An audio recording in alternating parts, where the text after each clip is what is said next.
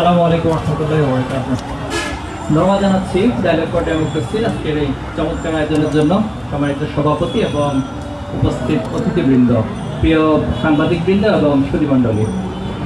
আজকে যে আলোচনা আমরা এসে দাঁড়িয়েছি যে গণ অভ্যুত্থান পরবর্তী ছাত্র রাজনীতি থাকবে কি থাকবে না, অথবা সেটার যে নতুন ডাইমেনশন সেটা কি হতে যাচ্ছে। তো দুঃখের বিষয় হচ্ছে যেই আন্দোলনটি ছাত্র রাজনীতির একটি গৌরবোজ্জ্বল ভূমিকার কারণে সংগঠিত হয়েছে, সেই আন্দোলনের পরেই আমরা কত বড় দুর্ভাগ্য জাতি যা আমাদেরকে আজকে ডায়লগ করতে হচ্ছে ছাত্র রাজনীতি থাকবে কি থাকবে না। তো এই জায়গাটিতে আমরা প্রশ্ন রাখতে চাই যে ছাত্র রাজনীতি কি, এটা কি আমাদের সবার কাছে ক্লিয়ার আসলে আছে কি?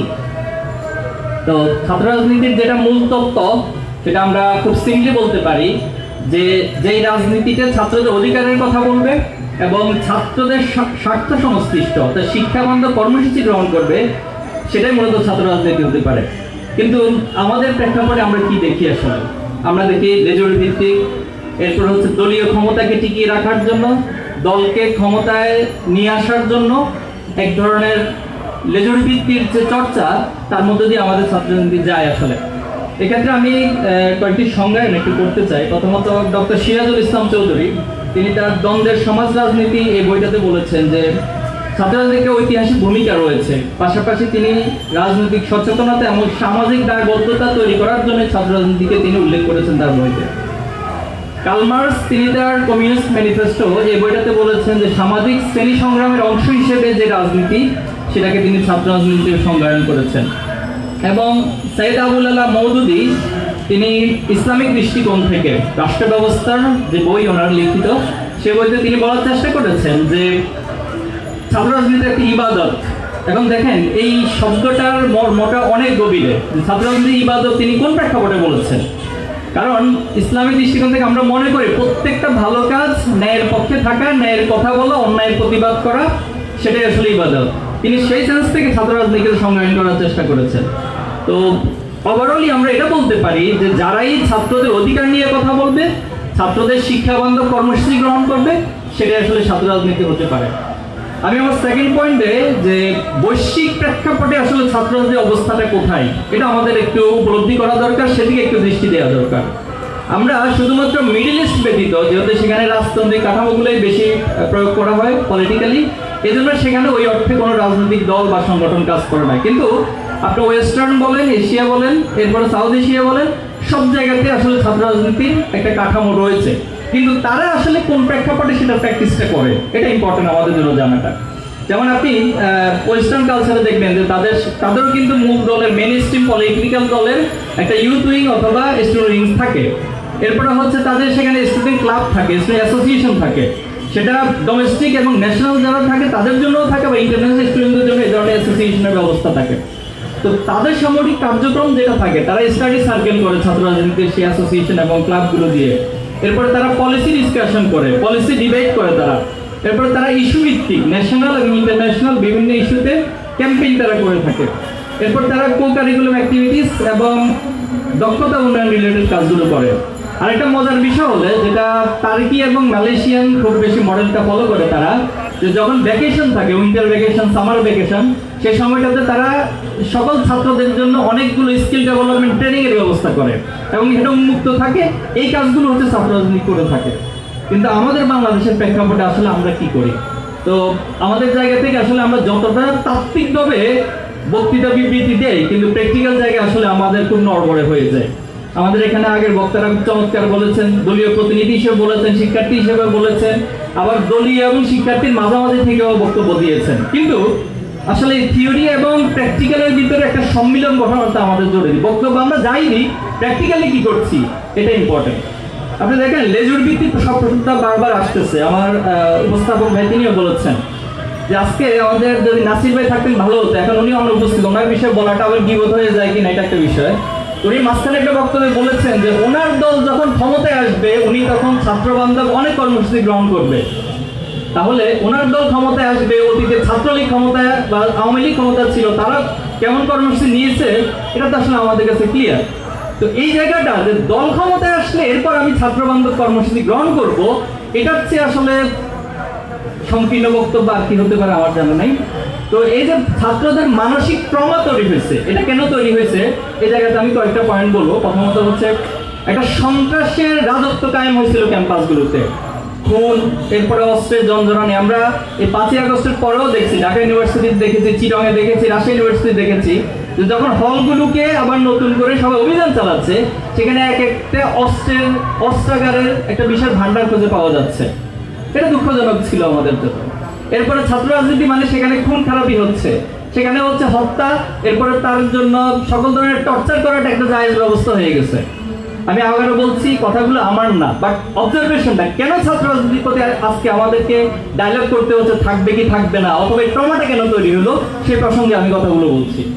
এখানে দখলদারিত্ব, যে হল দখল, আজকে দেখেন বৈশ্বিকভাবে ওয়েস্টার্ন বা যাদেরকে আমরা গ্লোবাল ভিলেজে কম্পিটিশনের জায়গা মনে করছি, তারা চিন্তা করে কিভাবে মঙ্গল গ্রহে আবাসস্থল স্থাপন করবে, সেখানে কিভাবে করে সেটা তারা জয় করবে। আর আমরা চিন্তা করি আমরা যখন ক্ষমতায় আসবো কিভাবে করে হল দখল করব। তাহলে এই হলো হচ্ছে আমাদের এবং তাদের মধ্যে পার্থক্যটা। তারা অর্থনীতি কিভাবে ডেভেলপ করবে এক একজন বড় ধরনের উদ্যোক্তা এবং আইকনিক থিওরি নিয়ে আসে, কিন্তু আমরা চিন্তা করি যে কিভাবে ফল বাণিজ্য, এরপরে টেন্ডার বাণিজ্য, কিভাবে চাঁদাবাজি করব, এই প্রসঙ্গগুলো হচ্ছে আমাদের রাজনীতির সাথে জড়িত। এরপরে আপনি গেস্ট রুম এবং র্যাগিং কালচার, যেটা একটা মানসিক মারাত্মকভাবে প্রভাব তৈরি করে। একটা ছাত্র প্রথমে আসলে র্যাগিং এর শিকার হলে এটা যে কতটা তাকে হীনমন্য জায়গায় নিয়ে যায়, এটা আসলে আপনারা অভিজ্ঞতা আছে। এরপর ছাত্রী নিপীড়নের ঘটনা আমরা দেখেছি, দর্শনের সেঞ্চুরি ঘটনা দেখেছি, এফটিজিং এর ঘটনাগুলো দেখেছি। এরপর চাঁদাবাজি, টেন্ডারবাজি, এগুলো তো আর বলার অপেক্ষা রাখে না। এরপর রাজনৈতিক কর্মসূচি বাস্তবায়ন করতে গিয়ে আমাদের শিক্ষার একটা পরিবেশটা নষ্ট করা হয়েছে এখানে বারবার।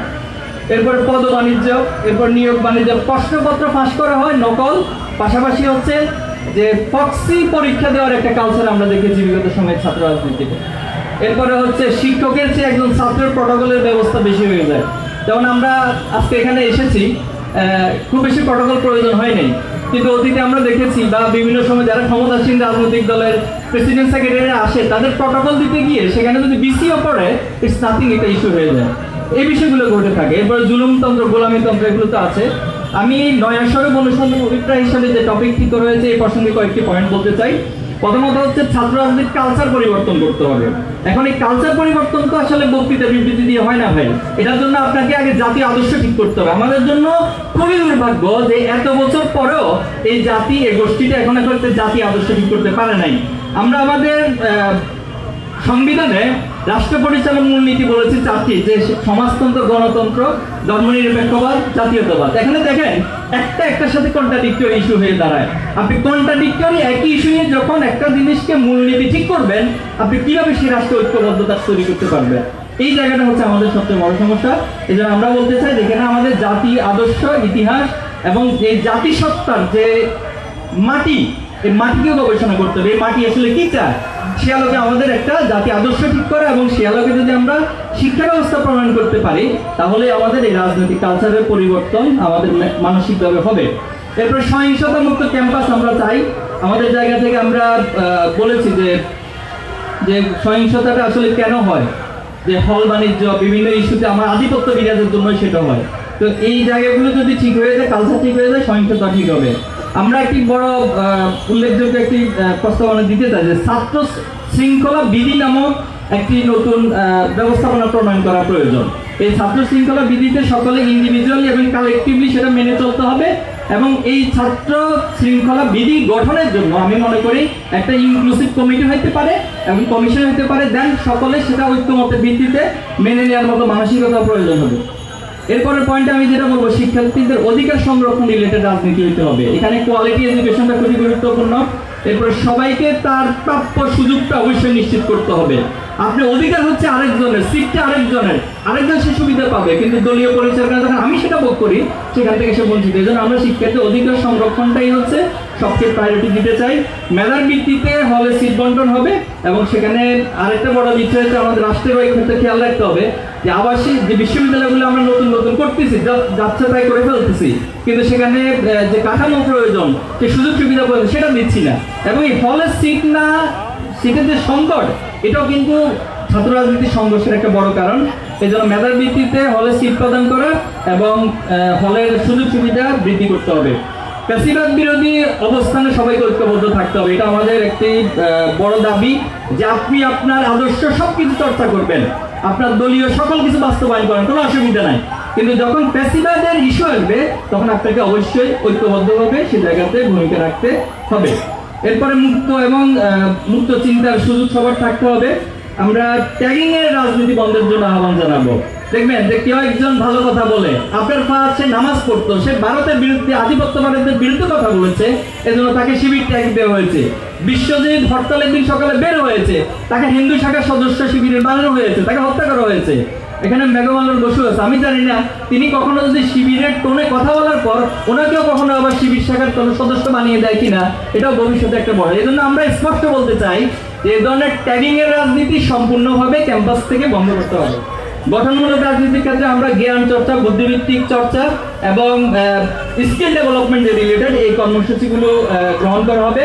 এরপরে ছাত্রদের নারীদের ক্ষেত্রে আমাদের একটা প্রস্তাবনা রয়েছে, আমরা চাই যে নারীদের আলাদা প্ল্যাটফর্ম হোক। কেন, এটা একটা প্রশ্ন। দেখেন, মেজরিটি ক্যাম্পাসগুলোতে নারীরা 50% অথবা মোর দেন 50%, তাহলে একই 50%-এর বেশি হওয়ার পরেও যখন তাকে আপনি 225 জনের কমিটি হয়, সেখানে আমাকে মাইক্রোসফট নিয়ে খুঁজতে হয় যে 5 জন না 6 জন না 8 জন আছে, তাহলে এর চেয়ে বড় একটা বৈষম্য আসলে আর কিছু হতে পারে না। এই জন্য আমরা বিশ্বাস করি প্রত্যেকটা ইউনিভার্সিটিতেই 200 জনের কমিটি হবে, সেখানে 100 জন নারী থাকবে, 100 জন পুরুষ থাকবে। এক্ষেত্রে যদি কোনো দল সেটা মেনটেন করতে না পারে, তাহলে আমাদের পরামর্শ হলো যে সেক্ষেত্রে নারীদের আলাদা কমিটি হবে এবং পুরুষদের আলাদা কমিটি হবে, কারণ নারী এবং পুরুষদের কিছু চাহিদাগত পার্থক্য আছে। এই জন্য নারীরা তাদের চাহিদাগুলোকে সমাজের কাছে তুলে ধরতে পারবে, বাট কমন ইস্যুতে বা ন্যাশনাল ইস্যুতে হয়তো আমরা সেখানে সমন্বয় করে একসাথে কাজ করতে পারি। এরপরে আমাদের নিয়মিত কাউন্সিল করা, যেমন দেখবেন অধিকাংশ দলগুলোতে যেটা আমাদের ঘটে যে কাউন্সিলগুলো নিয়মিত হয় না, 5 বছর 10 বছর পর্যন্ত কাউন্সিল হয় না, এরকম ঘটনাগুলো ঘটে। এই জন্য আমরা এটা স্পষ্ট বলতে চাই, এই জায়গাটা যদি ঠিক করতে পারি যে প্রত্যেকটা দলের প্রত্যেক বছরে কাউন্সিলর হবে এবং নেতৃত্বের একটা পরিবর্তন আসতে হবে, তাহলে আশা করি যে অনেক কিছু লেজক ভিত্তিক এবং পদ বাণিজ্য অনেক বিষয়গুলো সমাধান সম্ভব হবে। আমি শেষের দিকে চলে এসেছি। র্যাগিং এই বিষয়গুলো অবশ্যই বন্ধ করতে হবে। আমি শুরুতে বলেছিলাম ছাত্র সংসদ নির্বাচন নিয়ে এখন নতুন করে একটা বয়ান, কেউ বলতেছে কত আগে ছাত্র সংসদ নির্বাচন করব, আর কেউ বলতেছে কত পরে করব। যেখানে আপনি জাতীয় রাজনীতিকে বলছেন যে যত দ্রুত সম্ভব অনির্বাচিত কারো কাছে ঠিক না, সেখানে আপনি একটা ইউনিভার্সিটি ক্যাম্পাসে নির্বাচনকে বলতেছেন যে এখানে সংস্কার করতে হবে, অনেক সময় লাগবে। এটা নিতান্ত আসলে হাস্যকর বক্তব্য। এই জন্য আমরা বলবো যে ছাত্র সংসদ নির্বাচন অবশ্যই যত দ্রুত করা সম্ভব, এবং আমার আগের বক্তারা চমৎকার কিছু পয়েন্ট বলেছেন, সেগুলো মেনটেন করে গঠনতন্ত্রকে পুনর্গঠন করে আমি আশা করবো এটা করব। আর সংকীর্ণ মনতার ঊর্ধ্বে উঠতে হবে। দেখেন, যতই আপনি এখানে থিওরিক্যাল বক্তব্য দেন, আপনার মনটা যদি সংকীর্ণ থাকে, আপনার মনটা যদি উদারতাপূর্ণ না হয়, তাহলে আসলে এই বয়ানগুলো এত সমস্ত মিটিং আয়োজন করে কাজে আসবে না। এই জন্য ছাত্র রাজনীতির গুণগত পরিবর্তনের জন্য আমাদের মনটাকে উদার করতে হবে এবং একজনের প্রতি একজনের শ্রদ্ধা সম্মান অবশ্যই নিশ্চিত করতে হবে। আমি আবারও কর্তৃপক্ষকে ধন্যবাদ জানাচ্ছি এবং এই আয়োজনের মধ্য দিয়ে আশা করছি ছাত্র রাজনীতির সাধারণ ছাত্রদের যে প্রত্যাশা সেটা আমরা পূর্ণ করতে পারবো ইনশাআল্লাহ। অসংখ্য ধন্যবাদ জাহিদ ভাইকে। আসলে আজকের